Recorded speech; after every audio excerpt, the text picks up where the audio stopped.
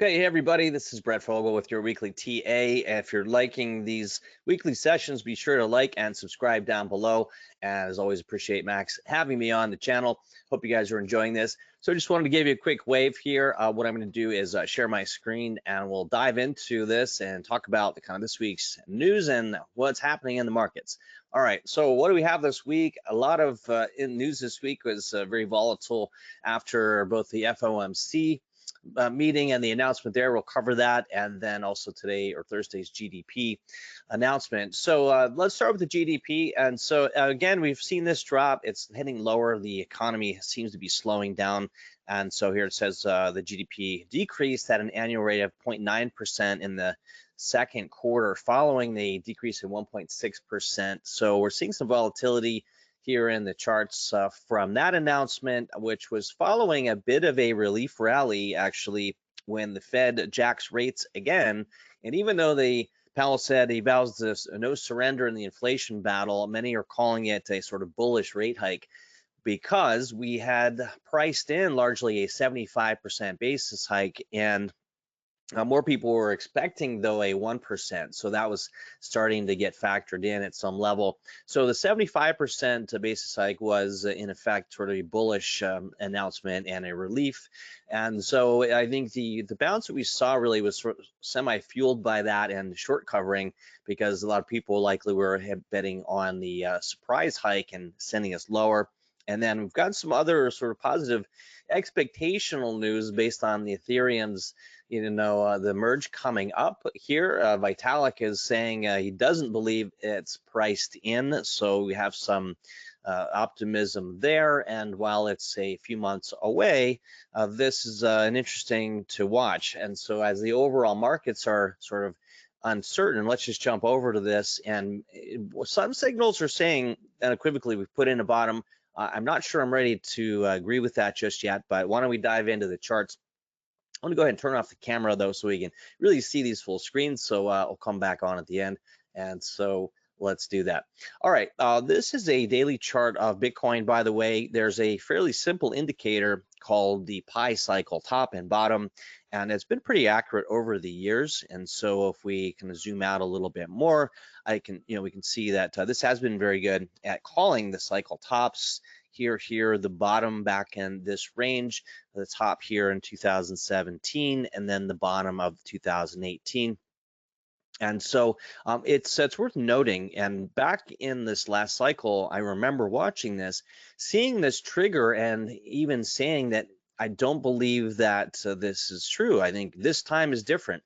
We want to be careful with that terminology and that level of thinking, because while nothing is 100%, there's always black swan events. But back here, we were so focused on Bitcoin going to 100,000 or higher that many, including myself, discounted this signal as the top of the market, and sure enough, it was.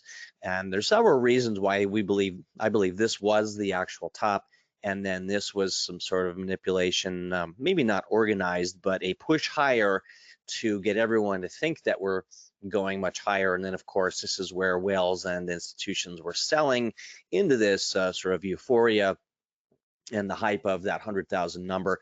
So at any rate, all of that is in the past. What we are looking at now is that the pi cycle bottom is triggering, but now does that mean we head higher from here? Not necessarily. It means we could be putting in a bottom, but if we really zoom in on this and previous triggers of this indicator, and essentially it's just a long-term and a short-term moving average. These are free indicators on the trading view and many systems. It's a 471 long moving average. That's a daily, and a slow of 150 days. How they came up with this, I'm not sure. It's back testing and some computer models, and so we keep that in mind and take it with a grain of salt. But if we do agree with the bottom being down here at Bitcoin, this would be back in 2018. So that was really the bottom back here. So that's significant. And in noting that it did push higher and come back down, but then put in a higher low. So let's come back to where we are now. and have a look at this. So it's a little bit off. This is saying this was the low, even though it wasn't quite as low as the actual low here, right around 17,690, if we want to be specific. And then, but so in this range here, we could be seeing a bottoming effect on Bitcoin. And so we want to pay attention to that. We are seeing some higher lows. The Pi cycle bottom is noting the low here around 19,000. Okay, so certainly we could bounce around in this area for now. However, there are still some troubling expectations in the world economy, and some of it we won't really have time to get into, but this is something to pay attention to. All right, before we do that, let's kind of zoom out. We cover this every week here. What's the monthly doing on Bitcoin? And it's good to see the sort of the zoom out, when in doubt, zoom out. These are the prior cycle here of 2018. We cover this every week. And this is sort of a overlay price action. I'll just get rid of the duplicate here from this prior cycle. So if I took this from back over here, and sometimes these things do match up and are similar, usually not exact, obviously, but if that were the case, this price action from the prior cycle drop and showing what could be in the cards here seem to be holding here at this 19,000, say you call it 19,200 level. We held there in June. The body of the real candle on a monthly basis is held here, which was a prior resistance and support right around there. So that would be encouraging. This is a bullish candle here so far. However, if we zoom out a bit, this is sometimes useful to do too, and we could even go farther in terms of how many months that we want to go back. I saw this recently, and this was interesting because if we look at a 6 month, we can actually see that it's a bearish engulfing candle here from the prior candle, which is a bit scary. But again, until we kind of break down below this 19,000 range, we would expect to push higher a bit farther and see what happens. But let's kind of drill down into the shorter time frames. It'll be curious to see how we close on this monthly candle. Back to a monthly chart here, and that of course will close on the 31st, which is on Sunday. So very interesting. The weekly and the monthly close will be this Sunday.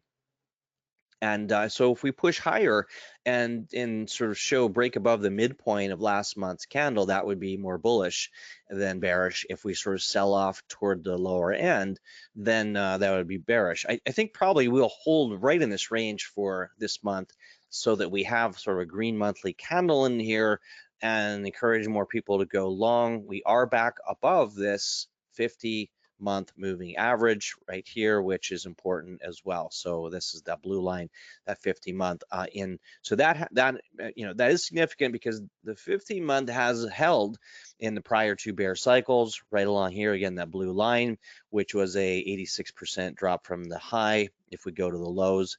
But down to, if I just redraw this, down to the 50-day moving average, 50-month rather, apologies, about 80% there.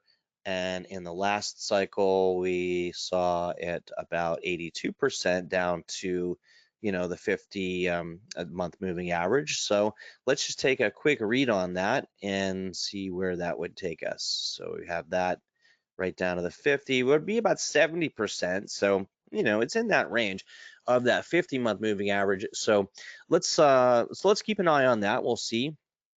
Opening this up a little bit on the monthly RSI, we are getting a bit of a bounce, which is expected, even though it had come down to the lowest levels ever here recorded on Bitcoin. With everything happening in the economy, certainly expected, but getting a bounce also expected. These things do run in cycles, and if we were to add in one of our other oscillator indicators, we'll look at that in the weekly, and then the MACD showing no signs of real recovery yet. Okay, so again, we pushed up very strongly last year. Now we're seeing this bleed out. We've got a massive deleveraging happening in the global markets from the 30 to 35 trillion that was essentially printed and out of thin air to keep the world economies afloat because of COVID, because of all of these other economic restrictions and needs for not allowing everything just to collapse. But a lot of that money that was printed went into the stock markets and the crypto markets. So that's clear now that that printing has stopped. A lot of that, it takes time for that to deleverage out of the markets. All right, so let's take a look at a few things here on the weekly chart. Again, now we're watching, again, as we looked at the last few weeks in a row, we're back above this 200-day moving average, sorry, 200-week moving average, the purple line. So that's encouraging.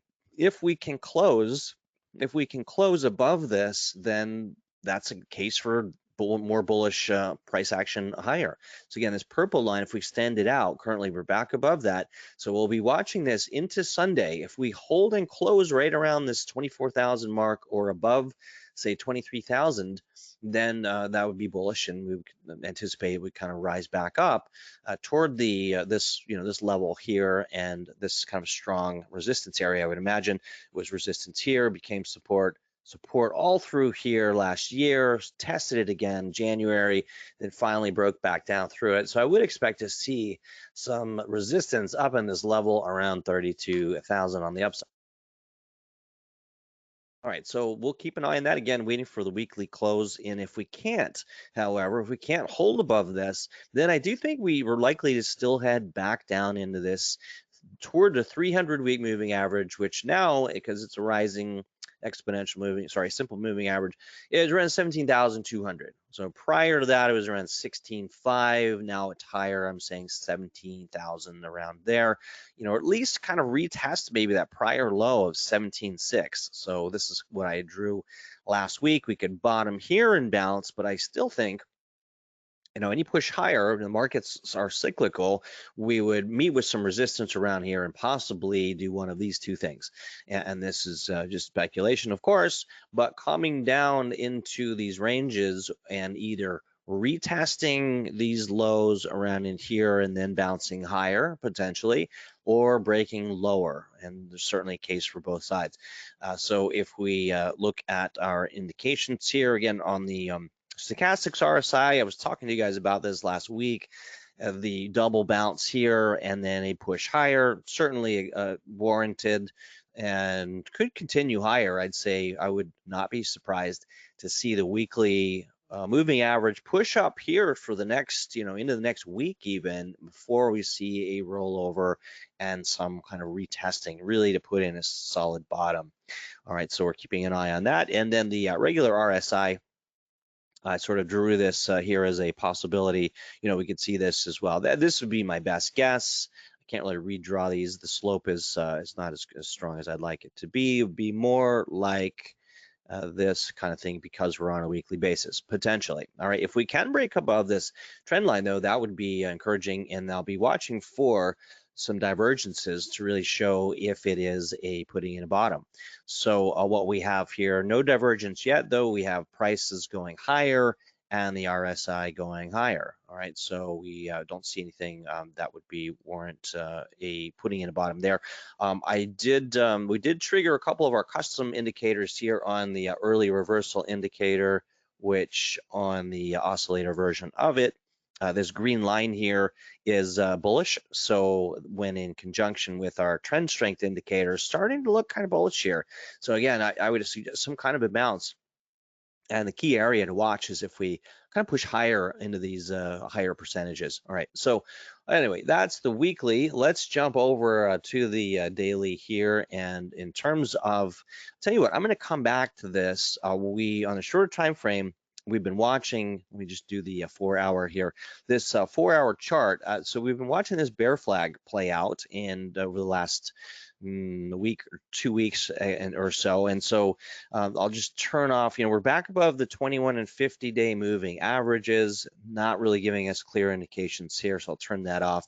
Really interesting though, because we are still in this bear flag pattern technically, and I think this would probably draw out here less of a direct drop, but there was also inside of that possibly a bull flag, and so within the bear flag. So I know it's confusing, but here this coming up, down, and higher, we're breaking up above the prior trend line on the downside. So it's this is a tricky one, right? Because very strong downward trend line here. I don't like to redraw these, but I guess technically this was a bit above it. But so here, the bottom line is we're just inside. We're still at the upper boundary of this strong trend line down here. And the market makers, the powers that be, on key pivotal reversal points tend to try to fake everybody out. So what I've drawn here is even within this bear flag too is that this blue line coming down. That's the flagpole flag here, up down here. I've had to massage it a bit, but what's interesting is that here's the other side of that potential bull flag. If this were the flagpole flag, and then so in that regard, we need to see how this plays out, because this could be.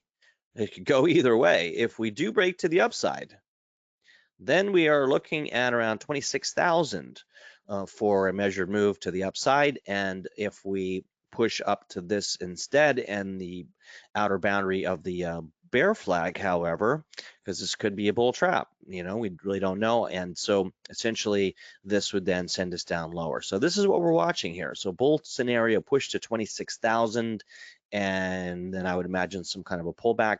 If we start to break down to the downside and below this lower boundary of the bear flag, then the target would be around 13,000 based on the measured move here from up here and down toward the 400-week moving average. Compelling arguments for both. That's the 4-hour. If we jump over again to the daily, now we can sort of understand this a bit better without having to redraw all of these and that bear flag here. But it does push. It's pushing a bit above resistance, it would seem. So we have some conflicting signals and scenarios. Really, it's a good time to be out of the market, not going long just yet, and I would be careful going short as well. For those of you that are into shorting, being very, very careful with leverage. Okay, so that's what I'm seeing so far on this. From here, I think we could jump. 1 hour and 4 hour aren't showing us much difference in terms of all that, so let's not worry about that just yet, except for there's this one indicator I do want to call your attention to, that, well, in either case, this is coming up to the overbought area, but it still has some room to go. I'm not seeing a sell signal. This is our volatility index, which is, again, proprietary. We developed this, but these red signals generally align with kind of the rolling over and heading down. And this is heading up toward the upper ranges, though. It's getting very toppy, so it may have a day or two. This is the 4-hour chart, actually. By the end of the week, we should see, or this afternoon, we should see whether this is going to continue at these high levels, but it is at an overbought extreme. So I would expect some kind of a pullback here, and that would lead more toward the bear flag scenario. Okay, so let's keep an eye on that. All right, back to the daily here. Many people are talking about Ethereum and the news in that regard. So we can jump right ahead of that and then maybe look at the overall market cap. So with Ethereum, what do we see? This is the daily chart of Ethereum, and I had drawn this based on some prior price action that might have played out. And it looks like that is not how it's playing out. So I'm going to remove this based on the push higher with the recent announcements. Now, we'll see how this pans out here between Thursday and Friday. This candle, right now it's Thursday about 2 p.m. This video may or may not be posted by probably Friday morning. So by the time the video is posted, we want to see, did we close above or pull back down below this resistance line? If Ethereum can close above it, that would be bullish. If it pulls back down and we have sort of a topping tail here, that would indicate further downside and another cyclical move down toward the retesting this trend line here back toward around 1100.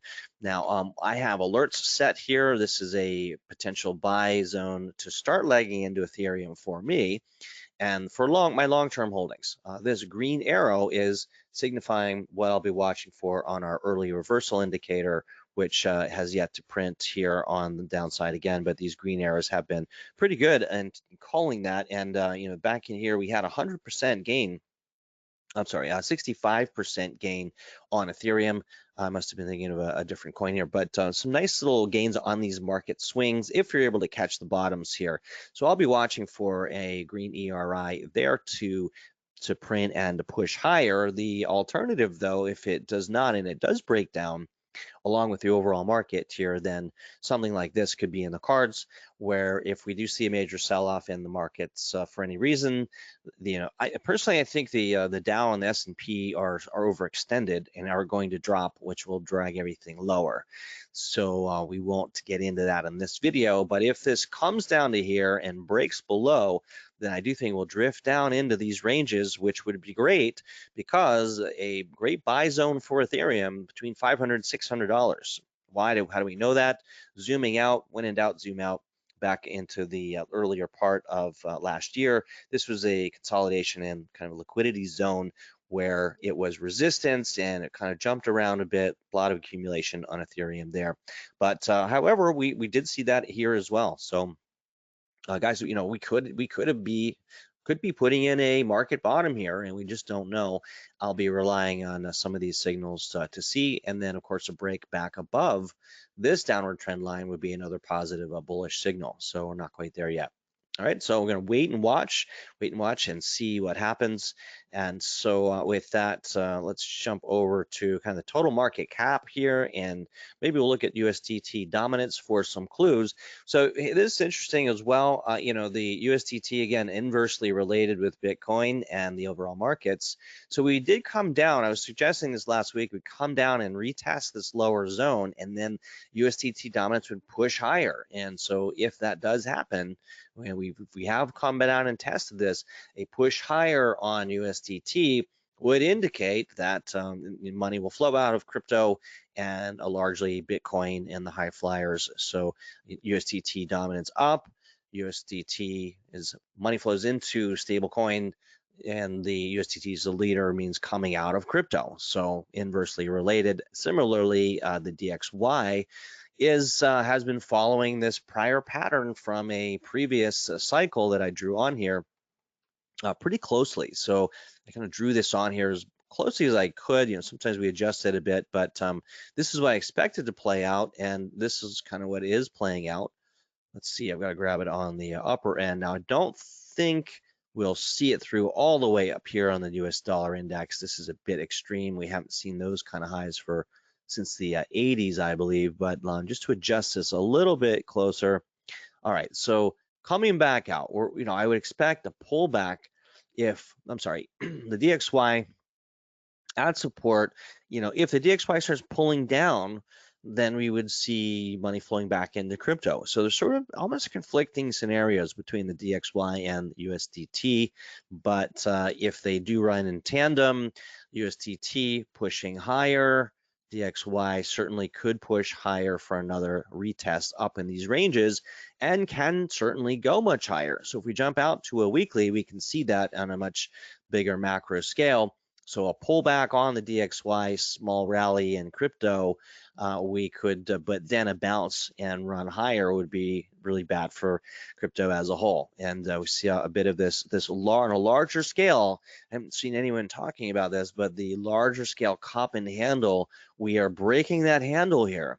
Okay, so I would be cautious. Any pullback on the dollar index would have a short-term rally in crypto, but could be a bull trap, because the DXY coming back to support at the handle level and then breaking higher. Some old school charts here, charting patterns, cup and handle, but a lot of psychology behind this, and certainly could play out. Now, would we see these very high extremes again? I don't think so, but even a push higher into these ranges that we didn't see until the early 2000s, certainly on the cards, and this would be devastating for crypto and the overall Bitcoin and crypto markets. Okay, so just keep that in mind. Even though the Pi cycle bottom suggests that we're in, there's no real reason to justify that, other than this is something we need to keep in mind. Okay, so really difficult to project here. We will follow and continue watching the overall signals. All right, coming back to the crypto market cap total here, and this is on a daily basis here, so we're kind of in this range. I had drawn on here an inverse head and shoulders, so if we do push higher and put in this kind of zigzag pattern, that would be very bullish for the overall markets. If we could put in this inverse shoulder on that, that would be great, right? And that would indicate that, yes, that we had put in a bottom. So this is what I'm going to be watching for on the total market cap. And good news, we're back up over $1 trillion. You know, in the last few days, we had dipped down below that trillion mark, but now we're back up again. So this is kind of a critical line in the sand. So we want to keep an eye on that and these important levels in the past from, you know, 1.5 trillion, 2.1, or call it 2 trillion here. And then, of course, the high, the total market high of all crypto was right at this $3 trillion level. So do you think we might have some resistance there when we get back there? Certainly, I would expect so. All right, but for now, just eye on the prize and what can we be watching for now? You know, what I'd suggest is have your buy zones on your favorite altcoins when and if we start building in this type of a pattern here and start breaking toward the upside. So when would that happen? Projecting end of August. This might take a while to play out. August is usually a slow month. The big traders on Wall Street, the mantra is, you know, when in May, go away. They all go to their houses in the Hamptons and they come back in September. So I would not be, very important, don't have FOMO right now of jumping back into these markets, trying to catch the bottom. You know, if you're going to start dollar cost averaging or starting to invest in some things, save some certainly for, you know, the more momentum, the safer patterns here, and not get caught in a bull trap. If it does come back lower, it can dollar cost average. But so, you know, it is encouraging though that we sort of put in this rounded bottom in the market's total market cap around $8 trillion. Sorry, 8 billion. 8 trillion would be great one day.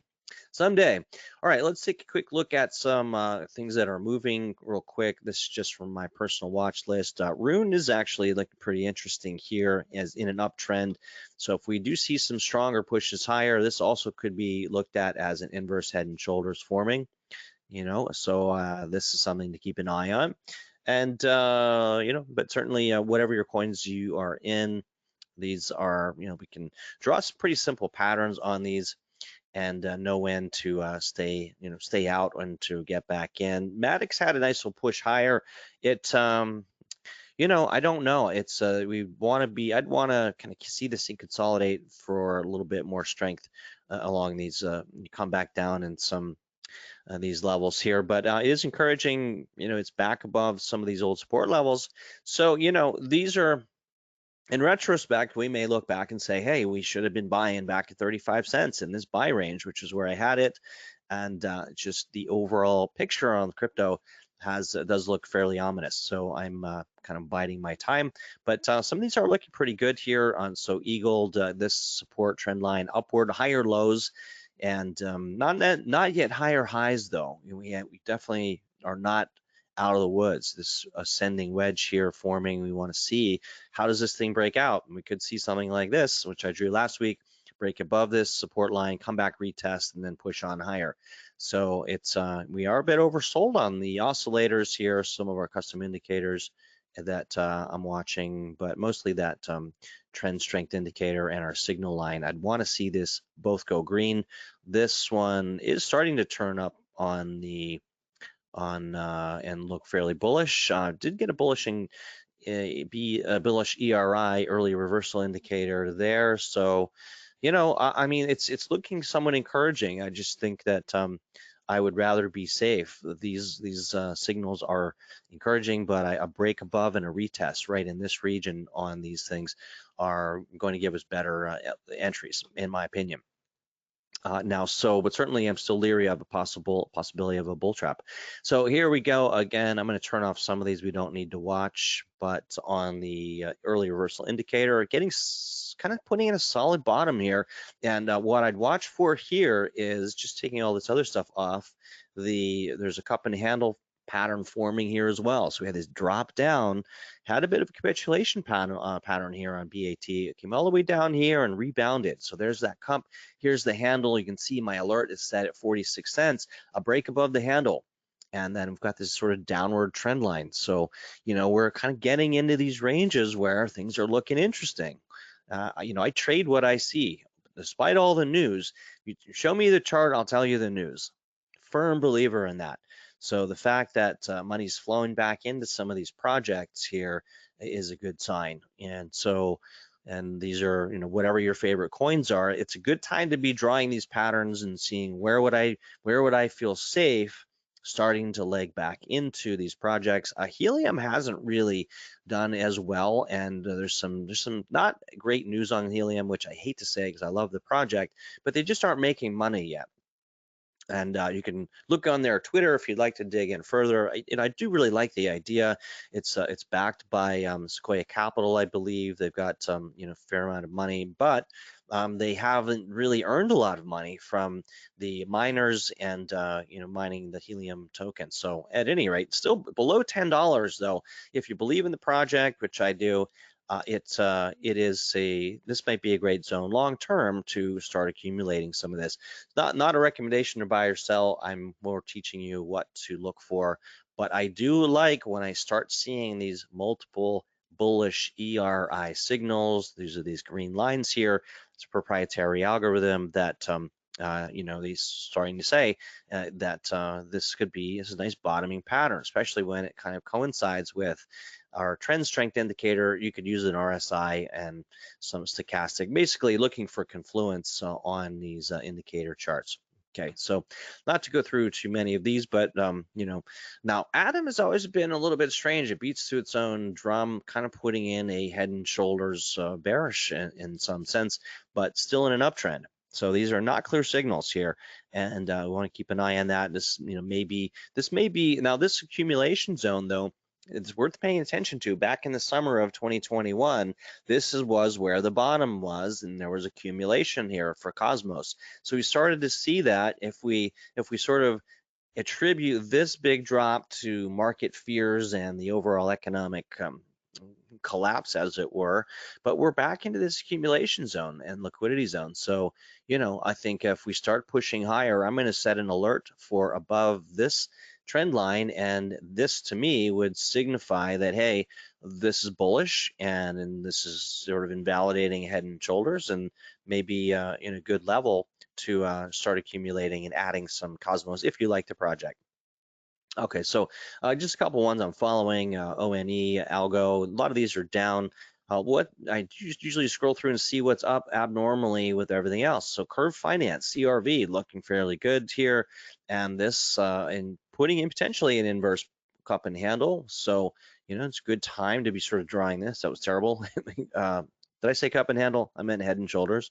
And so, you know, this is interesting.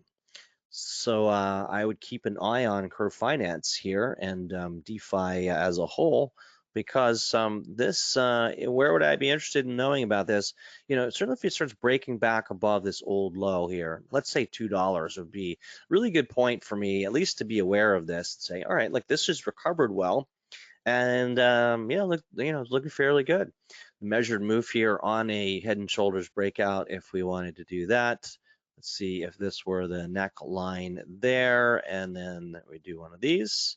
I mean, technically the head came down a bit lower, so where could we expect this possibly to go as if it breaks above, you know, back around the $4 range, which would make sense, and it'd be a nice little trade here from 2 to 400% gain on that potentially. All right, so if we have further downside though, look, we still very well could reject and head lower, and then it would be not a cup and handle, it would be more of a downward trend channel. So really kind of tricky to read these things right now, and so I'm going to just leave that off until we have more information.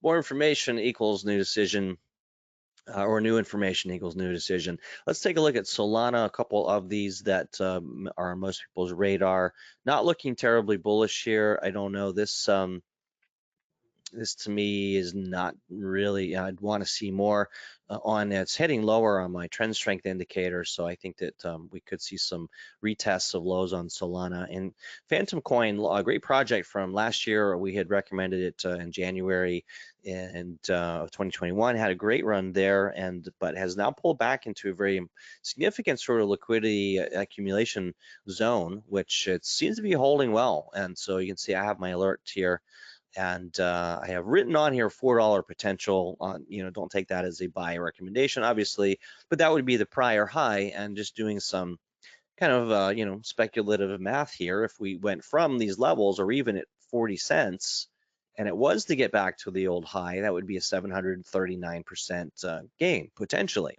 So this is a good time to be sort of weighing your risks and versus rewards and saying, all right, well, you know, look, it's maybe will go lower, but if it doesn't, and I think it will hit new highs, and if you like Fantom coin, prior highs around $4, let's say, from here, you know, that's a pretty good risk reward ratio. Potentially, if it starts to head higher. So if you put on your trade like that, and you might say, well, I think it could go to $4. Let me see, redraw this. Why did I say $4? Well, closer to the prior high. Let's just say $4 there. And then, of course, I don't know why these are drawing so far down lately. The default. It should be much lower on your stop losses. Something's a little wacky with this tool lately, but stop loss on this, you know, the local low here, I'd put it right below that. As long as you have a 3-to-1 risk to reward ratio, then it's pretty solid trade, you know, using your stop losses. This has a 22.83 risk reward ratio. Using that, if you widened your stop back down below the low of last summer, even, we could do that as a little bit broader, you know, give it a little more leeway just in case. You're still at an 18, almost 19 ROI. You can even back this down again and just more into the even hitting this low. So still 15. So I mean, to me, this is what I'm looking for. And so if it were to start heading lower, rather than jump out of it, you know, I'd be looking for another higher low to kind of maybe leg in and dollar cost average. So another tool that I like here for doing this and drawing these trend channels, it's a good time for drawing your trend channels.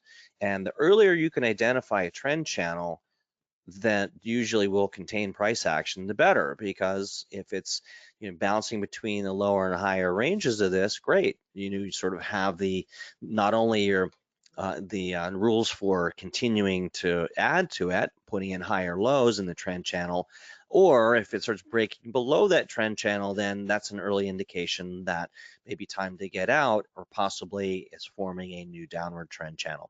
So I don't have time to go through all of these. If you guys have anything in particular you'd like to follow, certainly let me know in the comments. I do my best to kind of follow up and reply to you guys. And just skimming through this other list here, some coins that I've been following. You know, we talked about Curve Finance. Metis is an interesting project here, and you can see my notes founded by a friend of Vitalik's mom, and his mom is on the advisory team. So, you know, I mean, possible acquisition project. You know, we haven't really seen waves of acquisition yet, as we did in the internet days, because we're seeing this kind of the bubble bursting, but out of the ashes, some of these are going to have some great success stories. So I would, this is just one I'm watching. It's held up fairly well in this bloodbath and is recovering fairly well. If we put a Fibonacci on it here, just to see what is it doing, that's sort of my golden pocket here to see how well it would recover. And you know, we're not quite up to that range, but let's see if we put on the 50% just to get an idea. Yeah, I don't know. Not really. This is more for the shorter term swings. But so just skimming down here, looking at RUNE, many of these price patterns are similar. This here kind of well, I had drawn this before as a W bottoming pattern. This seems less likely, but what is looking more strong is on Thorchain here, breaking above resistance trend line here. So I don't know why I have a red box there. And then in an upward channel, higher lows. So if we do the, this is the other way of doing trend channels here. So this is interesting. I'd keep an eye on this. And so, all right, so here's what's interesting. I'm getting early reversal indicator on the bullish side, and on this here, sort of holding this upward trajectory. That looks interesting to me. With any market strength, I would imagine to see RUNE see a nice kind of continuation push higher. And this accumulation zone, which was sort of back here where we held as support, I don't know, looks pretty interesting. So anyway, guys, hopefully that's helpful, and you guys can kind of make your own adjustments on many of the other coins you may be watching. And that's all I have for you here this week. Again, you know, all eyes are sort of on earnings, which are coming out, and that's going to be the other volatility contributor in the U.S. market, which tends to lead the rest of the market here. I'm trying to find my Bitcoin daily, and let me just pull this up here. Yeah, so one of the scenarios that I had drawn previously and have put out publicly is the 300-week moving average, if we break down below and head lower, if we can't close above the 200 and we get some selling pressure, maybe from earnings, let's say Apple and some of the bigger stocks miss earnings, Tesla and earnings, likely, highly likely, guys. They have really pushed hard in the first quarter to not show big losses, but they may be running out of steam. So the one thing that could really push this thing in reverse, this in its tracks, would be the US earnings coming out disappointing. So I don't trust this yet. I want to wait for that weekly candle and see where we're at, because even if this has sort of been invalidated here, but if we push higher and do one of these and just extending it out, certainly still in the cards to come back down to that 300-week moving average around 17,000. So I'm just going to move all that over because, we don't, who knows? Timing of these things tricky to extrapolate, but a push higher into this region and come back down, that would be my likely target. So anyway, hopefully that helps, guys. Big question mark, we don't know. To the upside, the bullish scenario, look, if we can break above, this, really 33,000 is where I feel comfortable that the worst is over. But, certainly above this downward trend line, because if this isn't resistance, then this is resistance. And on the weekly basis, if we push up even into the, up in the 38, well, that's later, but there's going to be strong resistance in these levels here. So it's going to be a while, guys. And so again, if we push higher up to 32, 33,000, strong resistance. The stronger the support, strong resistance on the way back up. And it was very strong support here, and then here at this 33,000 level. And then it finally broke. When we do finally get up there, let's say even in September, it's gonna be a tough area to break. So I think we could be in for some extreme extended volatility through the end of the year. This would coincide, by the way, with the days of between market cycles in the previous cycles, which would put us and project us into finding a low ultimately, and in the end of the year in the December of 22, before ultimately we really find bottom wherever that is. So be careful out there, and I'd be cautious to going all in. Don't have FOMO that you've missed the bottom. It's going to be a while. This economy is still cooling, as we can see. And one of these headlines was showing that the GDP here is decreasing, and the economy is cooling. Feds, Powell vows no surrender in inflation battle. So we have more rate hikes likely in the future. And so just to recap on these, this just this way may have been a bullish rate hike, but if they do another 75 pace and they just keep doing 75 basis points, this market's not going higher anytime soon unless they start easing off of that. So with that, everybody, I want to give a quick wave. Thanks for joining, and I hope you enjoyed it. So please feel free to leave your comments below, like and subscribe to the channel here, and hopefully my camera's working there. All right, there it is. And we'll talk to you guys again next week. Thanks, everyone.